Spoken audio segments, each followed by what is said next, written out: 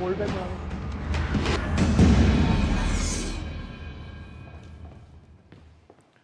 नमस्कार, मैं हूं प्रकाश श्रीवास्तव। हमारे खास कार्यक्रम पूरा सच में आपका स्वागत है। और खबरों की दुनिया में पूरा सच बहुत जरूरी होता है, क्योंकि झूठ से भी खतरनाक होता है अधूरा सच, और इसी तरह खतरनाक होती है अधूरी खबर।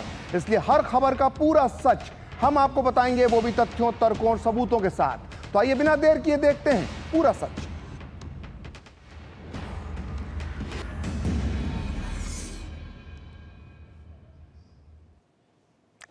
भारत में कई पवित्र नदियां हैं, लेकिन इनमें सबसे ज्यादा धार्मिक महत्व माना जाता है गंगा और यमुना का। लेकिन इन दिनों गंगा और यमुना पर एक नई चर्चा चल रही है। एक तरफ प्रयागराज में महाकुंभ में करोड़ों लोग गंगा में डुबकी लगा रहे हैं और गंगा का आचमन कर रहे हैं, वहीं दूसरी तरफ दिल्ली में यमुना के पानी को पीना तो दूर, स्नान तो दूर, इसे छूने से भी लोग डरते हैं। और यही वजह है कि अब मैली कुचैली गंदगी से भरी दिल्ली की यमुना नदी अब यहां चुनावी मुद्दा बन गई है। आज पूरा सच में हम ये सवाल उठा रहे हैं कि क्या दिल्ली के पूर्व मुख्यमंत्री अरविंद केजरीवाल कभी यमुना में डुबकी लगाएंगे? क्या वो यमुना में कभी स्नान करेंगे? और ये सवाल हम इसलिए उठा रहे हैं क्योंकि यूपी के सीएम योगी ने उन्हें ये चुनौती दी है कि वो केजरीवाल यमुना में स्नान करके दिखाएं, ऐसा योगी ने कहा है। आज पूरा सच में हम आपको बताएंगे कि यमुना की सफाई के नाम पर दिए गए 7,000 करोड़ रुपए आखिर कहां गए। इन 7,000 करोड़ रुपए को किसने यमुना में बहा दिया। आज हम आपको बताएंगे कि कैसे यमुना का जहर दिल्ली वालों की रगों में घुल रहा है, और अब तो ये जहर दिल्ली वालों के किचन तक पहुंच गया है।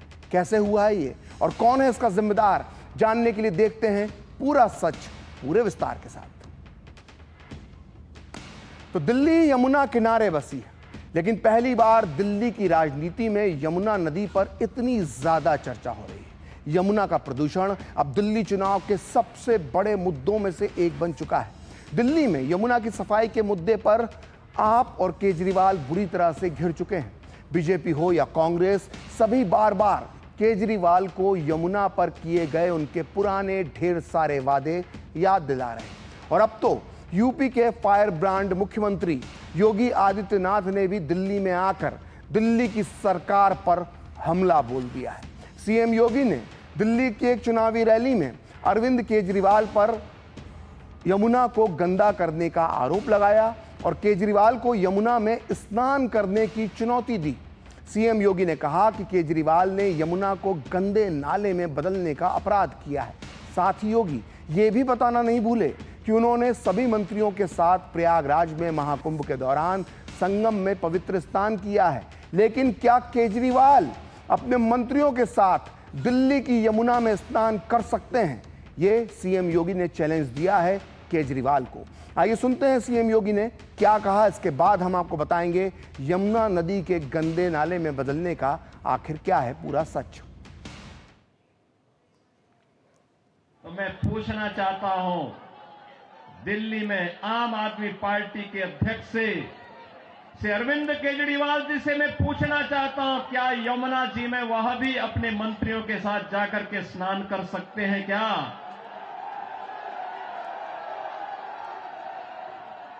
अगर उनमें नैतिक साहस है तो उनको इसका जवाब देना चाहिए।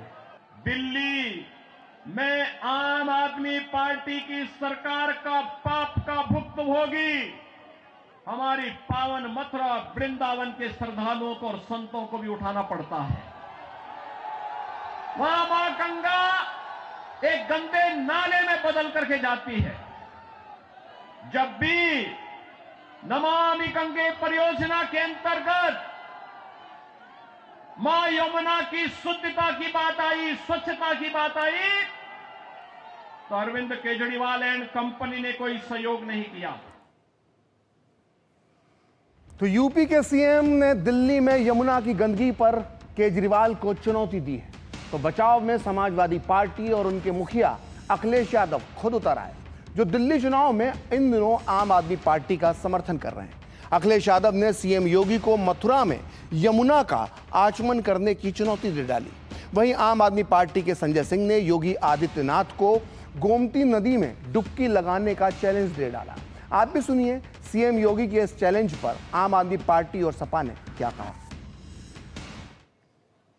योगी आदित्यनाथ जी को यमुना जी में डुबकी लगानी चाहिए, मथुरा साइड या फिर अपस्ट्रीम जाकर पानीपत सोनीपत साइड, और बताना चाहिए कि क्यों सुप्रीम कोर्ट ने हाल ही में कहा कि उत्तर प्रदेश की सरकार ने यमुना को नर्क से बदतर बना दिया है और 60 करोड़ का फाइन लगाया। उत्तर प्रदेश के मुख्यमंत्री जी वो यमुना की सफाई पे सवाल उठा रहे हैं, तो कहीं ना कहीं वो भारतीय जनता पार्टी के उस वादे पे भी सवाल उठा रहे हैं जो वादा 2014 की भारतीय जनता पार्टी की जब चुनाव चल रहा था लोकसभा का, तब भाजपा ने किया था। इसलिए केवल सवाल उठाना यही भारतीय जनता पार्टी का चरित्र है, यही भारतीय जनता पार्टी का काम है। तो आम आदमी पार्टी चाहे कुछ भी कहे, लेकिन राजधानी में यमुना नदी की बदहाली किसी से छुपी नहीं है। हर साल छठ से पहले जब यमुना नदी की तस्वीरें वायरल होती हैं तो उसमें हर तरफ सफेद झाग तैरता दिखाई देता है। देखने में ये जितना खूबसूरत लगता है, असलियत में ये उतना ही ज्यादा खतरनाक, जहरीला होता है। बड़ा सवाल ये है कि इसके लिए जिम्मेदार आखिर कौन है। बीजेपी और कांग्रेस ये कहती है कि दिल्ली में पिछले 10 साल से आम आदमी पार्टी की सरकार है, इसलिए यमुना में गंदगी के अंबार के लिए आम आदमी पार्टी और केजरीवाल ही जिम्मेदार है। इसकी वजह भी है क्योंकि यमुना को साफ करने को लेकर केजरीवाल ने कई बार वादे किए। उन्होंने ये तक कहा कि 2025 के विधानसभा चुनाव से पहले वो यमुना में डुबकी लगाएंगे। साल बदले, कैलेंडर बदले, लेकिन अब तक यमुना के हालात नहीं बदले, जिसे लेकर बीजेपी अब आम आदमी पार्टी पर लगातार हमला कर रही है। दिल्ली बीजेपी ने बीते साल नवंबर में दिल्ली की सत्ता पर काबिज आम आदमी पार्टी के नेताओं के वो पुराने बयानों को पोस्ट किया था जिसमें वो गंगा नदी को साफ करने के बड़े बड़े वादे कर रहे थे। आप भी देखिए 1 मिनट 12 सेकंड का ये वो वीडियो, फिर हम आपको बताएंगे यमुना नदी को साफ करने के वादों का क्या है पूरा सच। 5 साल में यमुना को इतना खूबसूरत बना देंगे कि आप अपने बच्चों के साथ पिकनिक मनाने के लिए यमुना के तट पर जाना शुरू करेंगे। 5 साल खत्म होने से पहले ये हमारा पूरा कमिटमेंट है कि यमुना को पूरी तरह साफ कर देंगे। 5 साल के अंदर अपने को ऐसे करना है कि दिल्ली के एक व्यक्ति को यमुना के तट के ऊपर लाना है और एक व्यक्ति को यमुना के लिए गौरवान्वित महसूस करवाना है। दिल्ली सरकार की तरफ से मैं कहना चाहता हूं कि यमुना को साफ करने के लिए हम पूरी तरह से प्रतिबद्ध हैं। 1.5 साल के अंदर आपको यहाँ पे इतना शानदार यमुना के तट पे नजारा देखने को मिलेगा। ये चुनाव छोड़ के अगले चुनाव के पहले आप सबको यमुना भी नहलवा देंगे। मैं आपके साथ डुबकी लगाऊंगा। जैसा मैं अक्सर कहता हूं कि 5 साल तो लगेंगे, लेकिन 5 साल के अंत में आपको सबको यमुना में डुबकी तो जरूर लगवा दूंगा मैं। 2024 के अंत तक दिल्ली के अंदर यमुना को हम बिल्कुल साफ कर देंगे। अगले चुनाव में मैं खुद डुबकी लगाऊंगा यमुना के अंदर, आप सब लोगों को साफ पानी में डुबकी लगवा दूंगा। नहीं तो वोट मत देना मेरे को। मैंने 10 बार दिल्ली में बोला है कि अगर मैं 2025 तक यमुना साफ मत करूं, अगली बार मेरे को वोट मत देना। अगले चुनाव के पहले आपके साथ यमुना में डुबकी लगाऊंगा। 1.5 से 2 साल के अंदर यमुना को हम पूरी तरह से साफ कर देंगे। तो डेडलाइन अब 27 है, 26 एंड या 27। तो दिल्ली में यमुना की कुल लंबाई केवल 22 किलोमीटर है और ये उसकी कुल लंबाई 1370 किलोमीटर का लगभग सिर्फ 2% है। लेकिन यही 2% हिस्सा यमुना की कुल गंदगी का 80% हिस्सा पैदा करता है। इस 2% हिस्से की सफाई के लिए केंद्र और दिल्ली सरकार ने पिछले 7 सालों में करोड़ों रुपए की रकम खर्च की है, लेकिन नतीजा 0 सन्नाटा है। आइए अब देखते हैं इसे लेकर दिल्ली प्रदूषण नियंत्रण कमेटी यानी डीपीसीसी की रिपोर्ट क्या कहती है। तो डीपीसीसी के आंकड़े के अनुसार साल 2017 से 2021 के बीच यमुना की सफाई से जुड़े सरकारी विभागों को पूरे 6,857 करोड़ रुपए की राशि स्वीकृत की गई। ये रकम यमुना में गिरने वाले गंदे पानी को साफ करने के लिए दी गई थी। वहीं 2015 से 2023 की पहली छमाही तक केंद्र सरकार ने यमुना की सफाई के लिए दिल्ली जल बोर्ड को लगभग 1200 करोड़ रुपए दिए थे। इसमें से national mission for clean Ganga के अंतर्गत 1000 करोड़ रुपए और यमुना एक्शन प्लान 3 के अंतर्गत 200 करोड़ रुपए दिल्ली जल बोर्ड को दिए गए। जबकि जल शक्ति मंत्रालय, जो केंद्र सरकार का मंत्रालय है, उसने एक बयान में अपना यह दावा किया था कि उसने यमुना से जुड़े 11 प्रोजेक्ट पर काम करने के लिए दिल्ली सरकार को 2362 करोड़ रुपए दिए हैं। इसका उपयोग यमुना में गिरने वाले गंदे जल को साफ करने के लिए, एसटीपी का निर्माण करने के लिए ये पैसा दिया गया है। वहीं नमामि गंगे योजना के अंतर्गत केंद्र सरकार ने 4,290 करोड़ रुपए की धनराशि स्वीकृत की थी और इस धनराशि से यमुना में गिरने वाले गंदे पानी को ट्रीट करके शुद्ध करने के लिए 23 प्रोजेक्ट पर काम किया जाना था। लेकिन इतने सारे पैसे कहाँ गए किसी को नहीं पता, या फिर इन पैसों का इस्तेमाल ही नहीं हुआ, इस पर भी कोई वजह साफ नहीं है। और दिल्ली में यमुना के किसी भी हिस्से का पानी पीने और नहाने लायक तो छोड़िए, छूने के लायक भी नहीं बचा है। दिल्ली प्रदूषण नियंत्रण समिति यानी डीपीसीसी के आंकड़ों के मुताबिक, उन आंकड़ों को पढ़ने के बाद ये पता चलता है कि राजधानी में यमुना का प्रदूषण का जो स्तर है वो 2020 की तुलना में अपने उच्चतम स्तर पर पहुंच गया है। आइए जानते हैं पूरा सच कि यमुना के प्रदूषण का हाल कितना बुरा है। देखिए, डीपीसीसी की रिपोर्ट के मुताबिक यमुना के पानी में फैकल कोलिफॉर्म करीब 80 लाख प्रति 100 ml पहुंच गया है। यानी 100 ml पानी में 80 लाख जो कैफेल की मात्रा है वो होती है। और फैकल कैलिफॉर्म एक प्रकार का बैक्टीरिया है जो मुख्य रूप से मनुष्यों और जानवरों के मल में पाया जाता है। अगर यमुना या किसी भी नदी में फैकल कोलिफॉर्म की मात्रा बढ़ती है तो ये इस बात का सबूत है कि पानी में सीवेज, फैक्ट्रियों का कचरा और मलमूत्र की मात्रा बहुत ज़्यादा हो गई है। वहीं आईएसबीटी पुल जो दिल्ली में है, वहाँ पर यमुना में ऑक्सीजन का लेवल 0 हो गया है। ऑक्सीजन का स्तर जब 0 पर पहुँच जाता है तो ये किसी मृत नदी का संकेत होता है, यानी यमुना आखिरी सांसें गिन रही है। यमुना नदी के पानी में कई प्रकार के जहरीले रासायनिक तत्व पाए जाते हैं। जांच में यमुना में भारी मात्रा में रासायनिक उर्वरक, कीटनाशक मिले हैं और वहीं कई जहरीली धातुओं के अंश जो यमुना के पानी में पाए गए हैं उनमें पारा है, लोहा है, सीसा है और क्रोमियम है। ये सब फैक्ट्रियों से निकलने वाले जहरीले पानी से यमुना तक पहुंच रहे हैं और औद्योगिक प्रदूषण के कारण यमुना में फिनॉल, पेट्रोलियम पदार्थ और अन्य रासायनिक पदार्थ भी बढ़ गए हैं। और इसके अलावा यमुना के पानी में मलमूत्र, रेडिजुअल्स मटेरियल्स और अन्य प्रदूषक बैक्टीरिया और वायरस भी मिले हैं। तो यमुना का जो पानी है वो पानी नहीं, जहर हो चुका है। और अरविंद केजरीवाल हमेशा से वादा करते थे कि एक दिन यमुना में दिल्ली वाले डुबकी लगाएंगे। वो ये भी कहते थे वो भी डुबकी लगाएंगे और केजरीवाल का ये वादा तो पूरा नहीं हुआ। लेकिन अगर किसी दिल्ली वाले ने आज की तारीख में यमुना में डुबकी लगा ली तो फिर उसके लिए अस्पताल का बिस्तर ही बचेगा। देखिए, दिल्ली की यमुना नदी बहती हुई बीमारियों की दुकान है। यमुना के पानी से संपर्क में आने से आपको जल जनित बीमारियां जैसे कि हैजा, दस्त, टाइफाइड और किडनी के रोग हो सकते हैं। इसके अलावा यमुना का पानी आपकी त्वचा को, स्किन को नुकसान पहुंचा सकता है। आपको एक्जिमा, खुजली और स्किन इन्फेक्शन तरह तरह के हो सकते हैं। यमुना के पानी में कई जहरीली धातु हैं जिनसे आपको कैंसर भी हो सकता है, क्योंकि जब लंबे समय तक पारा, सीसा और क्रोमियम जैसे खतरनाक तत्व शरीर में पानी के माध्यम से जमा होते हैं तो कैंसर का खतरा बढ़ जाता है। यमुना में मौजूद हानिकारक रासायनिक तत्व इंसान की प्रजनन प्रणाली को भी प्रभावित कर सकते हैं।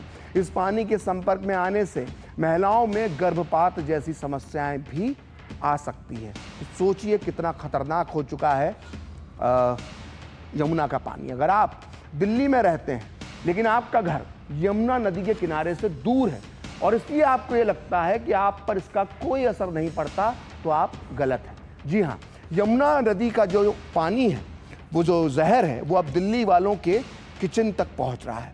आपको ये पता होना चाहिए कि दिल्ली में यमुना के किनारे सब्जियां उगाई जाती हैं, जहां से ये सब्जियां अलग अलग मंडियों में जाती हैं और फिर लोगों की थाली तक आ जाती हैं। कई लोग तो सीधे यमुना किनारे जो खेती करते हैं लोग, उनसे ही ये सब्जियां खरीद लेते हैं। लेकिन क्या आप जानते हैं कि जो साग सब्जी आप खा रहे हैं वो आपकी सेहत को बुरी तरह से बर्बाद कर रही है। राष्ट्रीय पर्यावरण इंजीनियरिंग अनुसंधान संस्थान यानी नीरी ने जुलाई 2019 में एक रिसर्च किया था जिसमें पूर्वी दिल्ली से मिलने वाली 7 तरह की सब्जियों जैसे गोभी, फूल गोभी, मूली, बैंगन, धनिया, मेथी और पालक की लैब टेस्टिंग की गई। यमुना के मैदानी भाग से जमा की गई सब्जियों में सीसे का स्तर 13.8 मिलीग्राम प्रति किलोग्राम तक पाया गया, जबकि सब्जियों में शीशे की जो सुरक्षित सीमा है वो 2.5 मिलीग्राम प्रति किलोग्राम है, यानी सुरक्षित सीमा से कहीं ज़्यादा पाया गया सीसा। इसके अलावा एक और रिसर्च में यमुना किनारे पैदा हुई मूली के सैंपल में लेड, कैडमियम और निकल जैसी हैवी मेटल की पुष्टि हुई। ठीक इसी तरह पालक के सैंपल में लेड, कैडमियम और निकल जैसे खतरनाक हैवी मेटल की मात्रा सामान्य से कहीं ज़्यादा मिली। आपको फिर से बता दें कि हैवी मेटल्स यानी भारी धातु कैंसर होने से का जो खतरा होता है उसे बढ़ा देती है अगर वो आपके शरीर में पहुंच गई तो। आपको ये भी पता होना चाहिए कि पानी जब प्रदूषित होता है, और जैसा कि यमुना का है, तो इसके आसपास की जो मिट्टी है उसमें भी प्रदूषण फैल गया है और इसी प्रदूषित मिट्टी पर सब्जियों की खेती की जाती है। इसके अलावा यमुना नदी के पानी में ही इन सब्जियों की सिंचाई भी होती है, धुलाई भी होती है। यमुना के कुछ किलोमीटर की दूर तक, मतलब जो यमुना के आसपास का जो इलाका फैला हुआ है, वहाँ से ज़मीन से निकलने वाला पानी भी प्रदूषित मात्रा से भरा हुआ है, यानी ज़मीन के अंदर जो पानी है उसमें भी जहर पहुँच गया है यमुना के आसपास।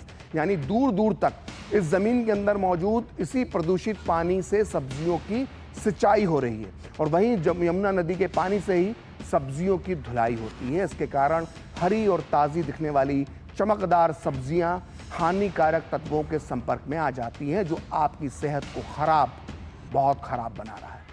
तो यमुना की सफाई के मुद्दे पर बीजेपी के नई दिल्ली सीट से उम्मीदवार प्रवेश वर्मा ने अरविंद केजरीवाल को चिट्ठी लिखकर 4 सवाल पूछे।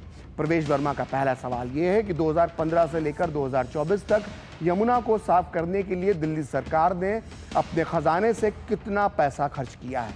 प्रवेश वर्मा का दूसरा सवाल है कि क्या यमुना नदी की सफाई के लिए मुख्यमंत्री रहते हुए केजरीवाल ने कभी कोई आदेश जारी किए थे।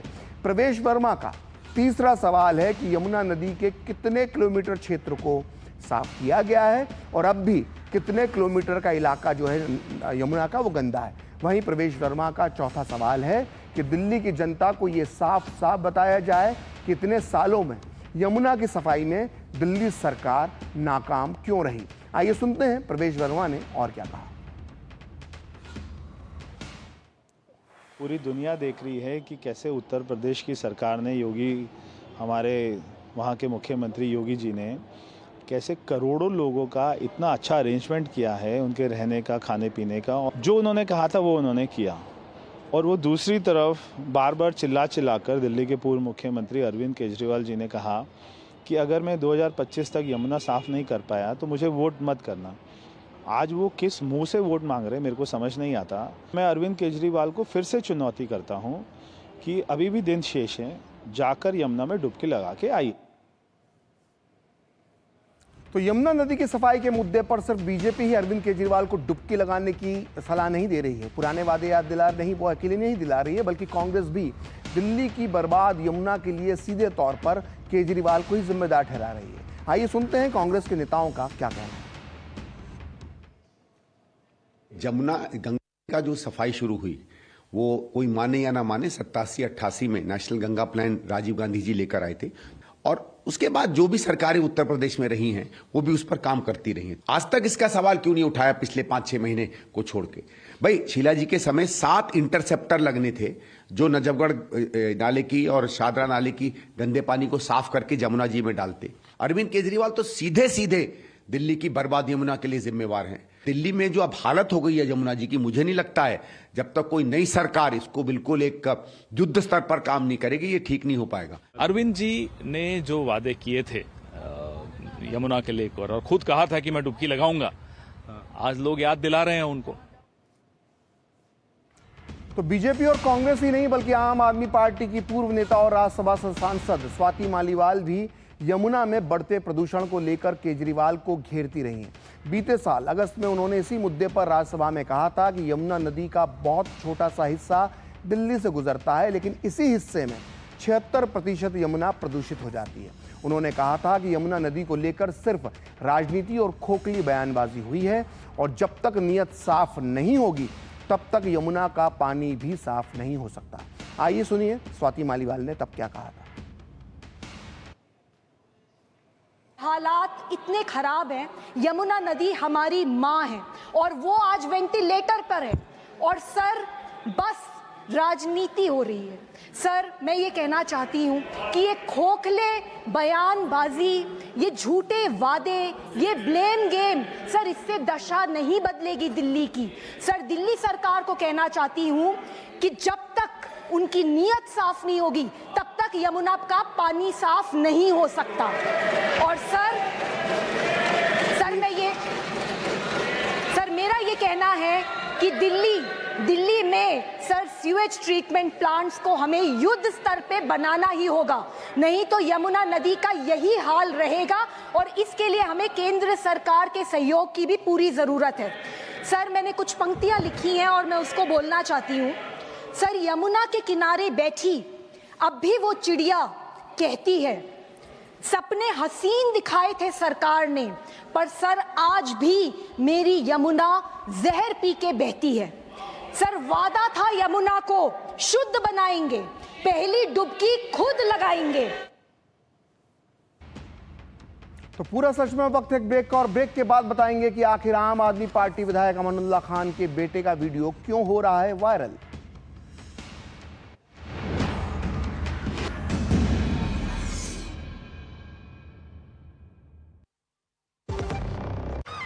ओ मेहता साहब, किन ख्यालों में खोए हुए हो? म्यूचुअल फंड के इक्विटी फंड में एसआईपी तो किया है, पर अभी मार्केट डाउन है। समझ नहीं आ रहा चालू रखूं या बंद कर दूं। म्यूचुअल फंड्स में रिस्क तो है, इसलिए इसमें उतने ही पैसे डालो जिसे लंबे समय तक रख सको। बात तो सही है आपकी, चलिए संभल के। म्यूचुअल फंड निवेश बाजार जोखिमों के अधीन है। योजना से जुड़े सभी दस्तावेजों को ध्यान से पढ़ें। मेरी पसंद, मेरी पसंद, मेरी पसंद, मेरी पसंद, हमारी पसंद, हम सबकी पसंद। मजबूत देश का मजबूत सरिया होंगे स्टील। MDH का किचन किंग किचन में हो तो हम सब कुछ बना सकते हैं। बैंगन का भरता, आलू गोभी, भिंडी मसाला और भी बहुत कुछ। MDH।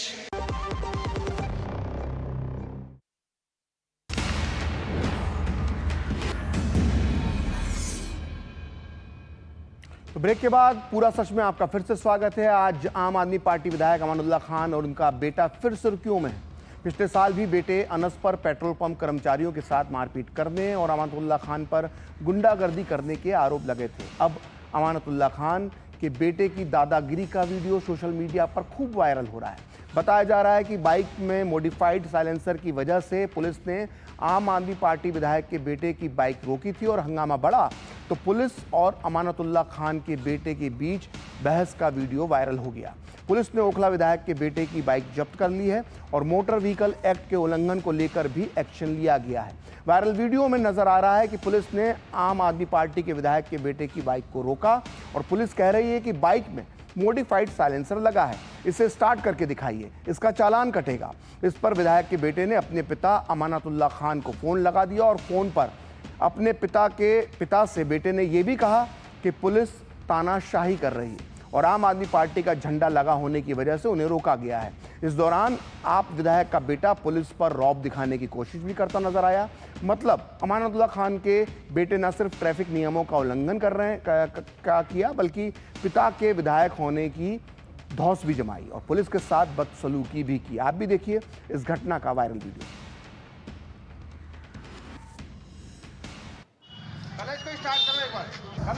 अबू एसएचओ साहब अपनी तानाशाही कर रहे हैं यहाँ पे नफीस रोड पे मेरे को रोक रखा है उन्होंने। तो पहले ये कह रहे हैं मॉडिफाइड साइलेंसर है, तेरी बाइक बंद करूंगा और ये मेरी रिकॉर्डिंग कर रहे हैं। रिकॉर्डिंग होगी ना, चालान होगा और क्या चालान होगा? क्यों मेरी थोड़ी है, किसी की भी है, जिसकी भी है चालान होगा। अरे आप चुप हो जाओ, मैं बात कर लूँ फोन पे 2 सेकंड। एसएचओ साहब आप बहुत तानाशाही कर रहे हो, हमें पता है। नहीं पहले आपने आम आदमी पार्टी का झंडा देखते आम आदमी पार्टी का नहीं, मैं जानता भी नहीं, मैं जानता भी नहीं तुम्हें। नहीं आपने मेरे नाम लेके कहा है, रुक जाओ, कैसी बातें कर रहे हो? तुमने कहा सीधा मैं विधायक का बेटा हूँ, तुमने कहा मैं सीधा विधायक का बेटा हूँ। तुम ज्यादा तानाशाही मार रहे हो। विधायक का बेटा नहीं, सीधा तुमने ये कहा मैं विधायक का बेटा हूँ। नंबर लेने ले जाने को कह रहे हैं आप, नंबर लेके आप मेरा बनोगा ऑनलाइन। अरे चलो ना, ऑनलाइन नहीं होता ये, ऑनलाइन कैसे भरना होता है, फार्म भरना होता है। हम मैं लॉ कर रहा हूँ, मैं रुक जाओ। हाँ, फार्म भरना होता है। बाइक ले जाओ, बाइक चलोगे आप? अरे ले जाओ, ले जाओ, साथ चलना पड़ेगा, नाम लिखना पड़ेगा। गिरफ्तार कर रहे हो मुझे? गिरफ्तार क्यों कर रहे हो? तो मैं कह रहा हूँ तो कर लो, मैं कह रहा हूँ तो कर लो। आप मेरी पब्लिक लायबिलिटी हो ना, मैं आपकी पब्लिक लायबिलिटी हूँ ना, है ना? तो मैं कह रहा हूँ मैं नहीं जाऊँगा, आप मुझे गिरफ्तार करके ले जा रहे हो। तो चलो चलो, गिरफ्तार कर रहे हो? चलान होगा। आइए अब सुनते हैं इस मामले पर पुलिस और राजनीतिक दलों का क्या कहना है। पटाखे वाली बाइक चला रहे थे, उनको हमने रोका था, रोक के थोड़ा मिसबिहेव करने लगे, उसको हमने फिर चालान कर दिया। अमानतुल्लाह तो बोला ठीक है, जो क्या करेंगे आप बंद करेंगे, ले जाइए, बंद कर दीजिए। अरे तो क्या पुलिस फांसी लगाएगी अगर उस पर पहले मामले दर्ज है? मैं पूछना चाहता हूँ क्या है पुलिस? इस सिस्टम को पुलिस चलाएगी? अपना काम करे पुलिस, लॉ एंड ऑर्डर देखे पुलिस। आज एएपी का मतलब एरोगेंट, अराजक, आपराधिक पार्टी बन चुका है। पुलिस लाइसेंस आरसी मांगती है तो कोई भी आम आदमी उसको दिखाता है, तो यहाँ पर बोलते हैं कि मेरा बाप एमएलए है, मैं नहीं दिखाऊंगा, मुझे नहीं आवश्यकता है इसकी। मुझे ऐसा लगता है कि अमानतुल्लाह का ये बेटा जो है ये हैबिचुअल ऑफेंडर है।